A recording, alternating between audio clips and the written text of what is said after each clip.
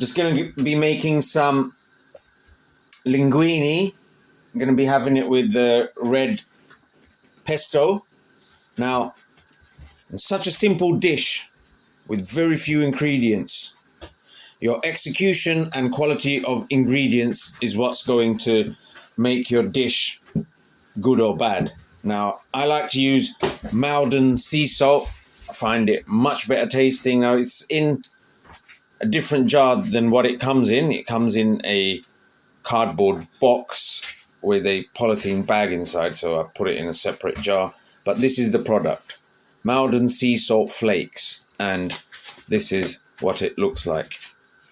Yeah, it's nice and flaky salt, which I put a liberal amount in this water, and I've put some Filippo Berio extra virgin olive oil, just so that the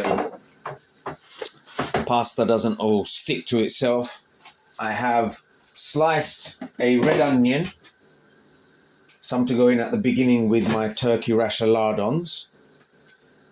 Sliced it lengthwise. That's going to go in at the beginning, and this, which is sliced on the horizontal axis of the onion, is more for presentation. They will go in towards the end. And I've got some garlic cloves here. I love the taste of garlic. Sorry, camera angle wasn't quite there. So, garlic, easiest way to do it is just crush it a little bit with your hand. Yeah. And then it's easy to peel, as you can see. Yeah. It just makes life a lot easier when it comes to peeling the garlic cloves if you crush it a little bit. Also, another little hack, underneath your chopping board, put a wet sponge or a wet towel in. This prevents your chopping board from slipping. And very important to use a sharp knife, because a blunt knife is more likely to slip and cut you and have any other sort of unfortunate accident, which we all want to avoid in the kitchen.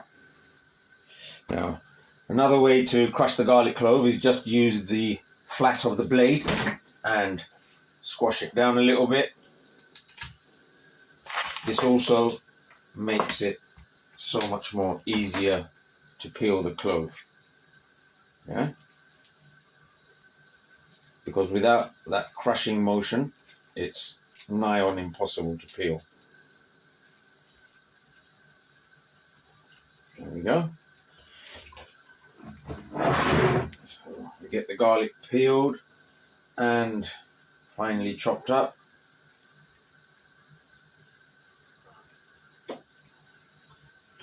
This is to go in with the pasta and the pesto, which I'm just going to lightly toss in the pan with the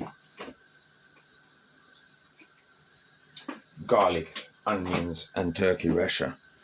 Now you've got to get the can on, get the pan onto a nice fierce, well not fierce, but a rolling boil. Right, so chopped up the garlic.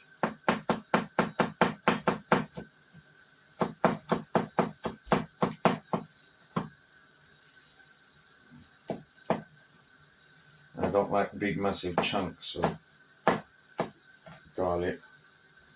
Do like the taste of it, but not in big massive chunks. So I will use lots of garlic, but nicely finely sliced and or chopped.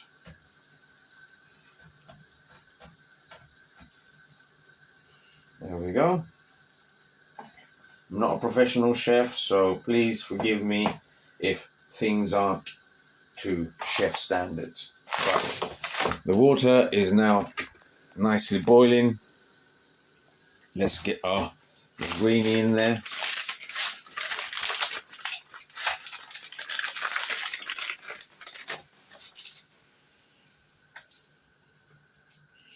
Here we go.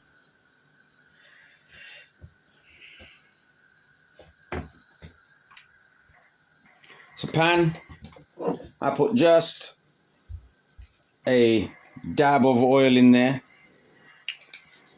and butter, because butter on its own can be prone to burning, so we want to avoid that.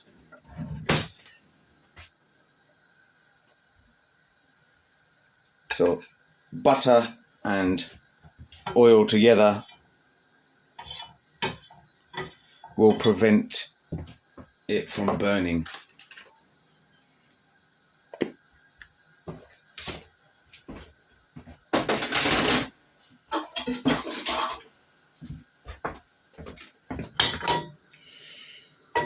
So bring the pan up to heat, maybe a splash more EVOO. There we go. Pasta won't take long to cook. You like it a bit al dente. Pasta cooking time is 6 to 10 minutes. Dried pasta, obviously with fresh homemade pasta, the cooking time will be significantly reduced. So, in with the garlic. I like to put that in first because that will flavour the oil.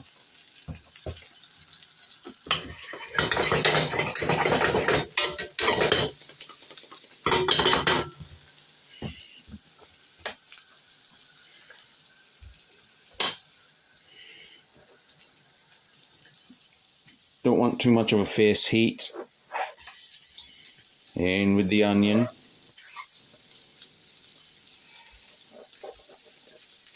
And the turkey rashers.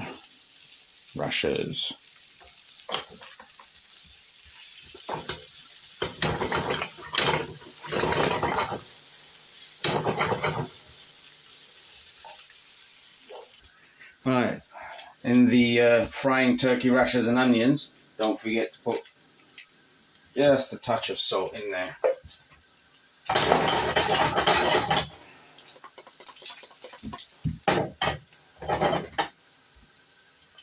And your pan, make sure it's a nice rolling boil.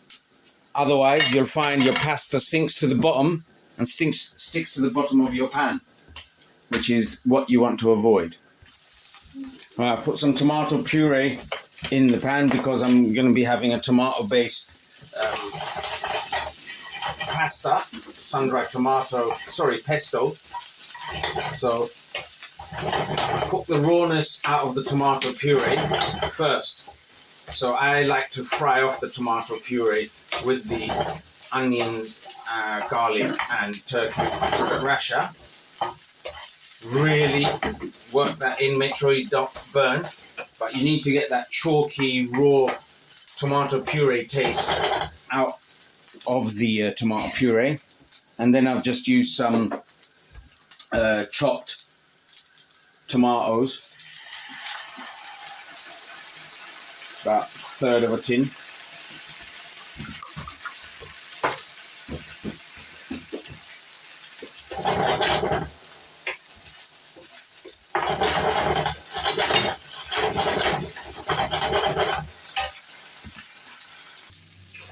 Okay, so transfer the linguine into the pan. Now, if you was to make this with clams or seafood, I would chop up some fresh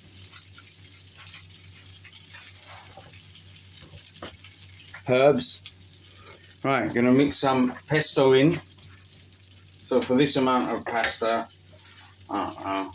maybe use a bit less than half a jar. That should be enough.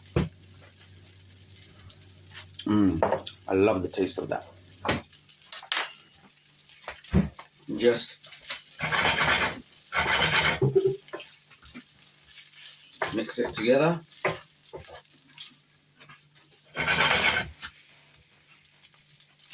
And once it's all mixed together,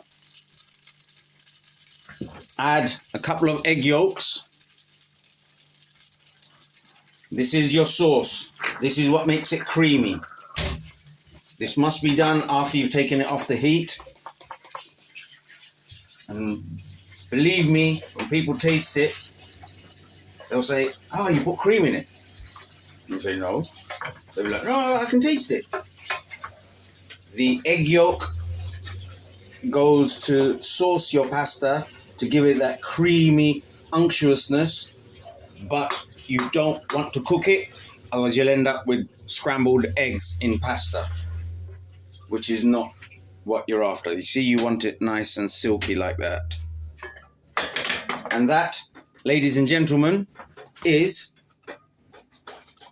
red pesto and linguine. I would have liked a seafood version, but it was a late night snack, if you like. I wanted to do something quick and easy, and this was it. Thanks for watching. Oh, another thing I forgot to add, if you want to loosen the pasta a little bit, it's looking a bit dry, needs some fluid, use your pasta water. So let's loosen up the pasta a little bit. And you do that with your pasta water.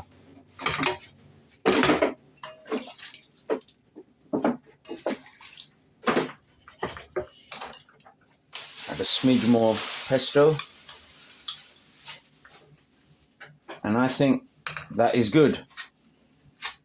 You don't want it over sauced.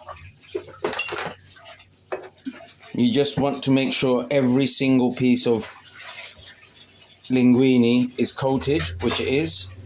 Come here, come and get it. So this, ladies and gentlemen, is linguine with red pesto. And I'd shave some parmesan, have it on the side. We've run out of basil. Basil would have been nice with that as well. You could sprinkle some flat leaf parsley in there too. Entirely up to you, but I'm having it as is with some cheese sprinkled on it. Thanks for watching.